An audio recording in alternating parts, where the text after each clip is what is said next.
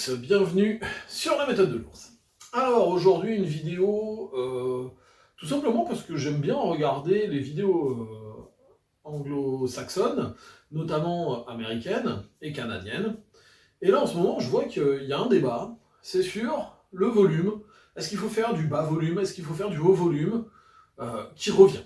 Parce que c'est un débat qui avait déjà à la fin des années 90, notamment grâce à Dorian Yates, qui venait d'être Mister Olympia, en faisant un espèce de mélange entre du hit et du heavy duty. Donc ça avait relancé le truc.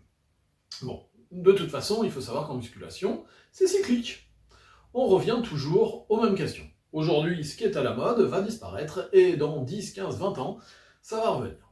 Alors, la vidéo que je vais vous faire pour vous apporter un élément de réponse par rapport à ça va être divisée en deux vidéos. La première vidéo, celle-ci, va plutôt s'adresser aux débutants et intermédiaires. Comment organiser votre entraînement en fonction du volume, de l'intensité, de la fréquence et de l'intensivité.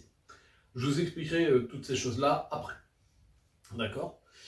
Et la deuxième vidéo sera plus pour les intermédiaires et les avancés. Bien que si vous êtes avancé, peut-être que vous ne vous posez plus la question. Mais bon, on y reviendra. Alors, aujourd'hui, nous allons donc voir la méthode FIVIT. Bon, c'est pas une méthode, c'est moi qui ai inventé le terme. Mais bon, on parle toujours de fréquence, d'intensité et de volume. La fréquence, c'est le nombre de fois où vous vous entraînez par semaine. L'intensité est souvent référence à la charge que vous utilisez. Le volume, ça va être bien évidemment la quantité de travail que vous faites. Alors le nombre de séries, le nombre de répétitions, le tonnage, on va trouver plusieurs façons d'évaluer le volume.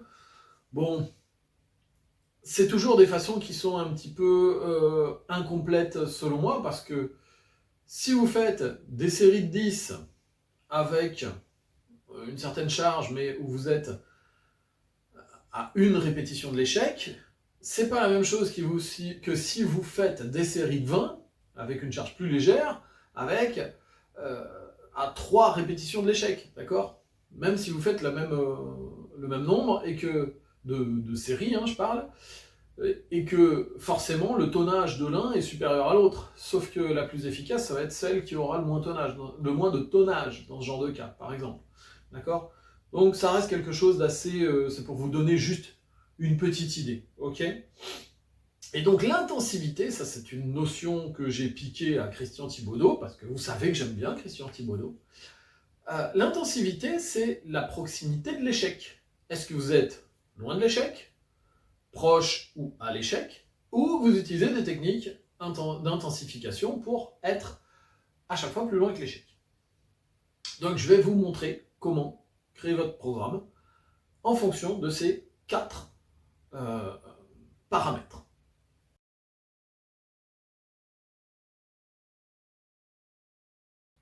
Alors, le retour du tableau blanc pour mon ami le FIVIT.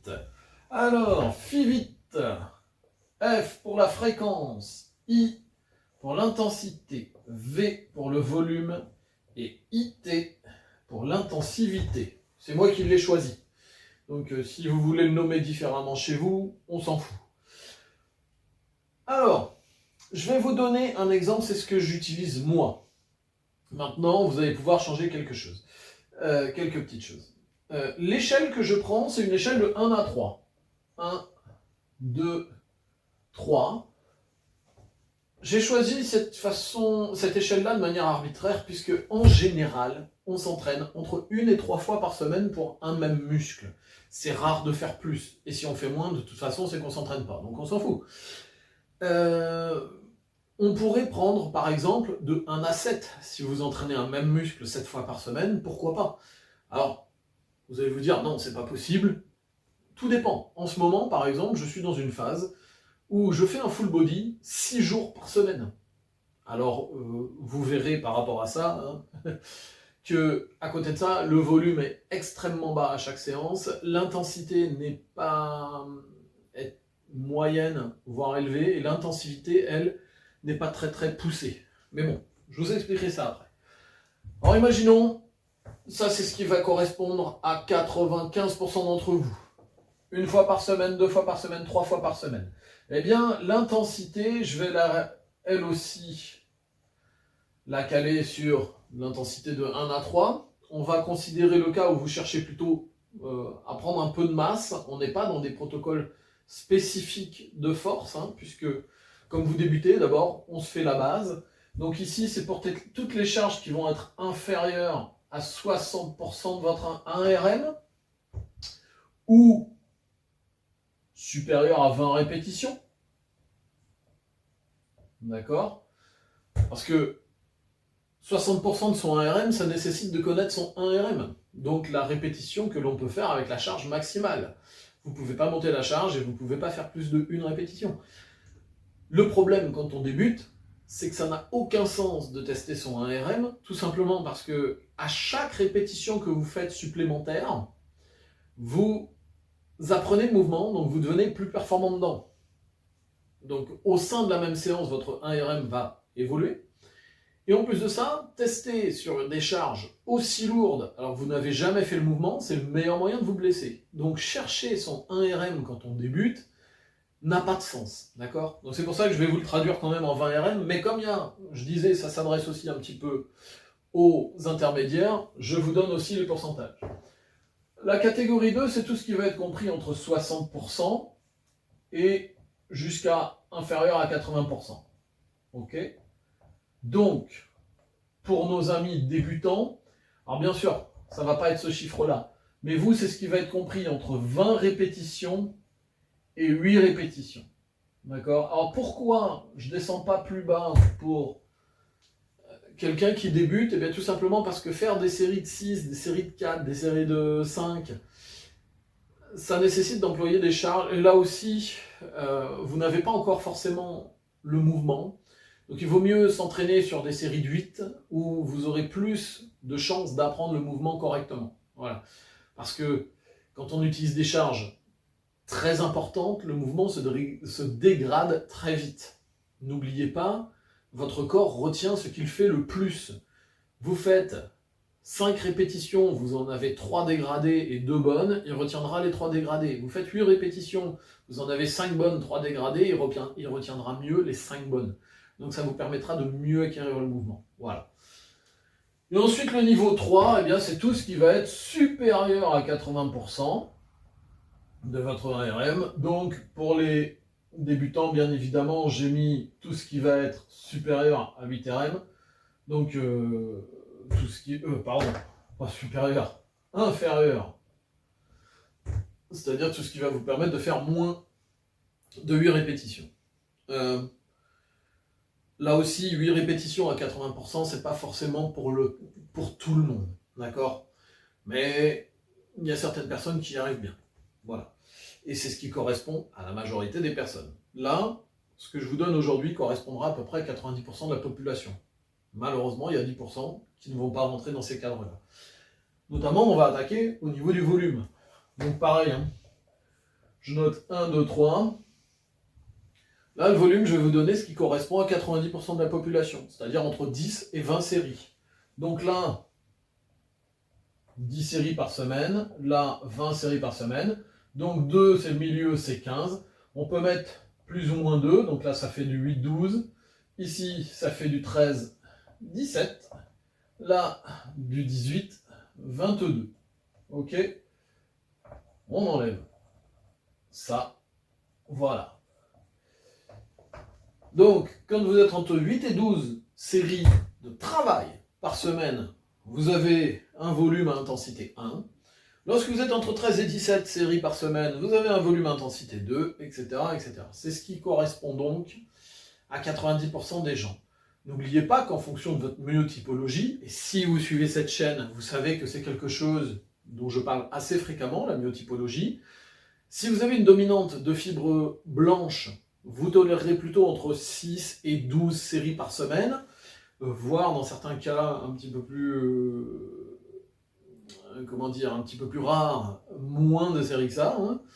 Et si vous avez une myotypologie où vous avez une dominante de fibres rouges, donc de fibres endurantes, vous tolérerez et vous réagirez plutôt entre 15 et 30 séries par semaine, voire dans certains cas 40, 50 séries par semaine pour certains cas exceptionnels là aussi. D'accord? Mais quand on débute, on ne sait pas encore quelle est notre myotypologie, et comme pour tester la myotypologie, il faut connaître son 1RM, je vous ai dit que le 1RM, quand on est débutant, fallait pas, c'était pas judicieux de le tester, et bien au départ, on s'entraîne avec les recommandations générales. On peaufinera par la suite en se connaissant mieux. Mais ça va être le même principe. Vous voyez comment j'ai réparti, hein, bas, volume, volume moyen et volume élevé. Donc vous avez juste à décaler les bornes. D'accord ? Enfin, l'intensivité, pareil, qu'on va noter de 1, 2 ou 3. Là, ça va être tout ce qui va être submaximal. C'est-à-dire on ne va pas chercher d'échec, jamais. Ici, c'est quand on va avoir un peu d'échec, mais pas tout. On va le noter comme ça. Par exemple, je fais 4 séries de travail, mes 3 premières séries, je monte en charge, mais je m'arrête avant l'échec. Dernière série, bim, j'y vais, j'envoie. En gros, le 2, il me reste 1 à 2 répétitions en réserve quasiment à chaque fois en moyenne. Et enfin 3, c'est lorsque je vais toujours à l'échec et au-delà.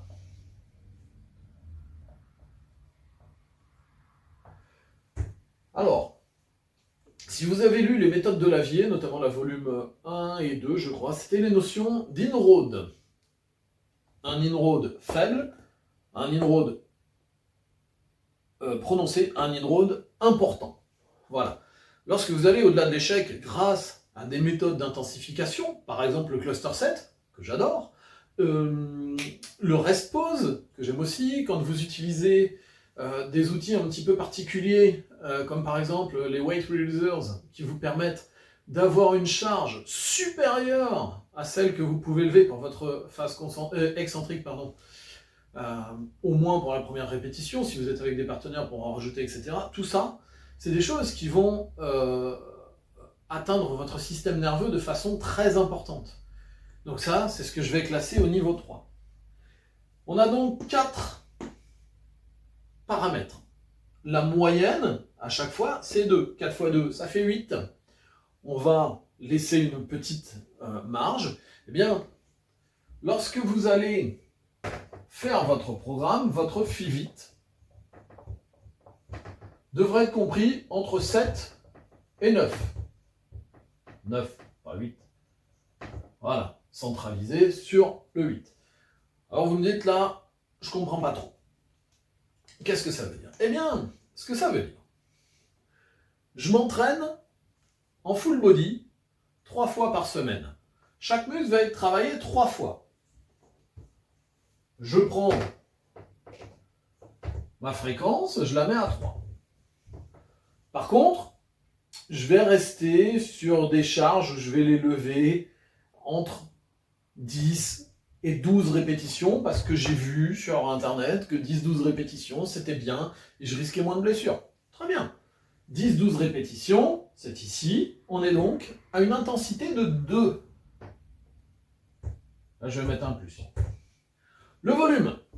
Oh, j'ai vu sur internet qu'il fallait absolument, plus qu'on en faisait, plus que c'était mieux. Alors, je fais un gros volume, je fais 20 séries par semaine, et par muscle. Ça vous fait 7 séries par muscle à chaque séance. Hein. Ça va vous faire des séances assez longues, hein, vu que vous êtes en full body. Mais bon, vous êtes à un volume de 3. Et l'intensivité, oh là là, tiens, je vais le mettre comme ça, comme en bas. L'intensivité, j'ai vu sur internet, oula, qu'il faut être à l'échec à chaque fois. Donc je vais toujours à l'échec. Cela me fait une intensivité de 3. 3 plus 2 plus 3 plus 3, 6 et 2, 8, ça fait 11. Je suis largement au-dessus des 9. Eh bien, vous savez que quand vous vous entraînez comme ça, vous aurez peut-être une petite phase de progression au départ, mais vous allez très vite stagner et très vite risquer des blessures, risquer le surentraînement, même si le surentraînement, je peux vous assurer qu'avant de rentrer en surentraînement, il faut un certain temps quand même, avant de réussir à l'être. C'est très rare d'être en surentraînement. Mais bon, vous allez très vite stagner, vous allez très vite vous fatiguer, parce que votre système nerveux n'arrivera pas à récupérer, vos muscles ne récupéreront pas, vos tendons vont souffrir, vos articulations vont souffrir, et vous allez très vite arrêter. Alors bon, on a l'extrême inverse. Je vais faire un split, très classique, un muscle un jour, bon, un petit muscle en plus, donc un gros muscle, un petit muscle tous les jours. Ça me fait une fréquence de 1 fois. Bon, alors comme on m'a dit, j'ai regardé sur internet, c'est super internet, hein, il faut y regarder souvent, que je m'entraîne avec 30 répétitions ou que je m'entraîne avec 6 répétitions, du moment que je vais à l'échec, ou proche de l'échec à chaque fois, eh ben, j'aurai la même masse musculaire. Si vous voulez une vidéo sur ça, n'hésitez pas à le mettre dans les commentaires, parce que oui, c'est vrai, mais peut-être pas tout le temps. Donc je m'entraîne avec des 25-30 répétitions. 1 à mon intensité, charge légère. En volume, oulala, j'ai regardé sur internet, le low volume, aujourd'hui, c'est la mode, ça revient. Avec 2 séries, ça me suffit, et peut-être même par semaine. Donc là, 1. Et puis alors, on me dit, il faut quand même que je sois proche de l'échec, mais pas trop, parce que sinon ça va me fatiguer. Donc je vais rester à 1 ou 2 répétitions de l'échec. J'ai quand même un 2 ici. Eh bien, 3 plus 2, ça fait 5. C'est inférieur à 7. Eh bien, vous pouvez être sûr d'une chose, c'est que si vous êtes débutant, vous allez progresser un petit peu au départ, mais très très vite vous allez stagner. Et si vous êtes déjà expérimenté, ben vous n'aurez aucun progrès avec ce genre d'entraînement. Donc à chaque fois que vous allez vous faire votre propre programme, faites le test Fitbit avec le 1, 2, 3, tel que je l'ai écrit ici, pour voir est-ce que vous êtes dans la fourchette 7 à 9 points de Fitbit, pour savoir si vous allez vous cramer, si vous allez progresser, ou si vous allez au contraire stagner, voire régresser. Puisque quand vous êtes en dessous, vous allez aller vers le regret. Ça se dit ça, le regret? La régression, peu importe. Donc pensez à ça. Ça, c'était une petite vidéo pour mes amis débutants qui veulent faire leurs propres entraînements, puisque c'est aussi le but de cette chaîne, c'est de vous aider à faire vos propres programmes, puisqu'on n'a pas tous beaucoup d'argent à mettre dans un coach qui va parfois vous sortir un programme qu'il aura juste pris sur internet, tout fait, et qui va vous permettre aussi de vous auto-gérer. Et d'ailleurs, en parlant de programmes d'entraînement, bientôt je vais vous faire une série de vidéos avec des petits programmes qui pourront être aussi bien pour des avancés que pour des débutants, pour chercher des objectifs différents. Voilà. Donc ça, c'était la petite parenthèse. Donc maintenant que vous avez vu ce que c'est que le Fitbit, n'hésitez pas à l'utiliser. N'hésitez pas à me mettre en commentaire si vous connaissiez déjà ces 4 paramètres et que vous les utilisiez déjà. Pour ceux qui sont intermédiaires, bien sûr, si vous êtes débutant, vous ne connaissiez pas. Likez, partagez et n'oubliez pas de vous abonner. Allez, à très bientôt pour la vidéo sur le volume pour les expérimenter.